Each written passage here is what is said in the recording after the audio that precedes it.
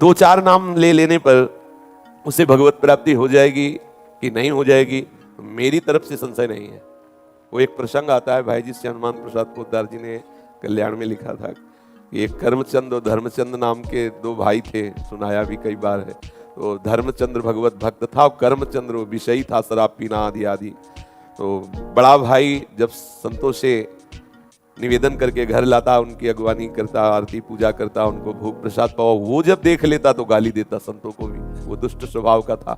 बड़े भाई ने विचार किया कि इस दुष्ट का कैसे कल्याण हो, एक ही उदर से प्रकट हुई है, कैसे इसका जो संतों को गालियां देता है उसका तो बहुत बुरा हाल होगा, दुर्गति होगी। मेरा भाई है, इसकी दुर्गति हो तो ठीक नहीं है। तो एक बार अयोध्या के संत भगवान की मंडली उधर से निकली, तो वो तो संत सेवी थे ही, बुलाया घर में, सबका चरणामृत उतारा, आरती पूजा की, भोग प्रसाद पवाया। इतने में वो शराब पिए गाली बकते हुए, उसका कमरा ऊपर था। संतों ने कहा, भाई तुम हमको तो बड़े आदर से लाए, ये कौन है जो गाली देता हुआ गया? तो उनका, महाराज क्षमा करो, ये भाई है, गलत संग से इसकी दुर्दशा हो गई। चरण पकड़ा, महाराज क्या इसका कल्याण होगा? बोले पक्का हो जाएगा, तुम चिंता मत करो। कैसे होगा? बोले हम विधान बनाते हैं। वो थोड़ा हमारे जैसे तगड़े थे, ऊपर गए और वो अपना दरवाजा बंद करके, शराब के नशे में था बैठ, दरवाजा खटखटाया तो उसने गुस्सा में खोला। उसने सोचा भाई ही होगा, तो जब देखा संत भगवान तो एकदम उसकी भौं चढ़ गई। तो संत भगवान समझ रहे थे कि विनय न मानत जलध हिजड़ गए 3 दिन बीत, बोले राम सकोप तब बिन भय होए न प्रीति। समझ गए कि इससे विनय से पार नहीं पाया जा सकता। शराब के नशे में था ही, वो गिरा दिया, चढ़ बैठे छाती में, बोले राम बोल। कहा नहीं बोलेंगे। बोले अगर राम नहीं बोला ना तो गला दबा देंगे तुम्हारा, यहाँ कोई बचाने वाला नहीं, बोल राम।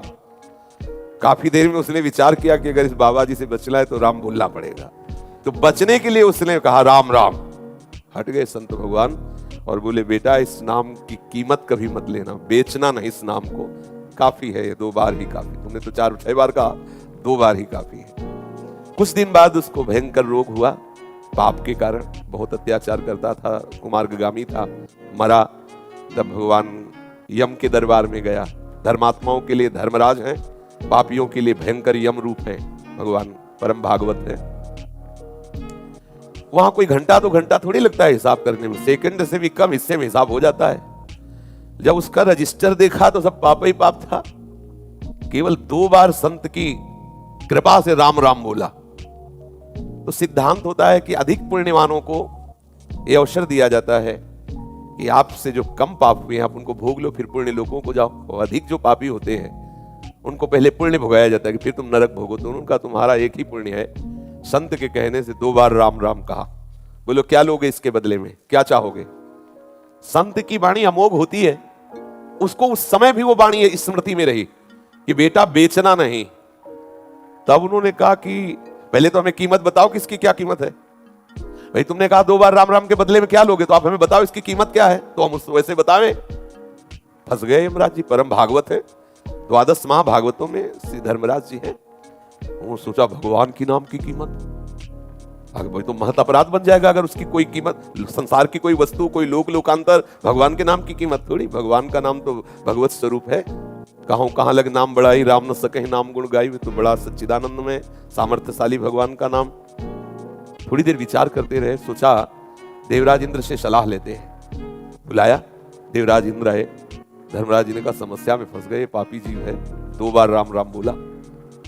देवराज इंद्र ने कहा इसका निर्णय तो हम नहीं कर सकते, इसका निर्णय तो भगवान ब्रह्मा जी कर सकते हैं, सृष्टि के स्वामी, वेद स्तुति करते रहते हैं। उस बहुत चतुर था वो, जो जीवात्मा था बड़ा चतुर। उसने कहा सुनो, ये भयंकर रूप वाले जितने यमदूत हैं ये सब हमारे साथ सामने से हटा दिए जाएं, क्योंकि समझ गए पावर हमारा बढ़ गया, क्योंकि समस्या बढ़ गई 2 राम। और बोले अब जहां तुम्हें ले जाना हो हम पैदल नहीं चलेंगे, पालकी में चलेंगे। तो देवराज इंद्र और धर्मराज पालकी में जीवात्मा को बैठाला, ब्रह्मलोक ले गए। इसकी लीला भी दिखाते हैं श्री राम शर्माचार्य पूज्य भाई जी महाराज के द्वारा।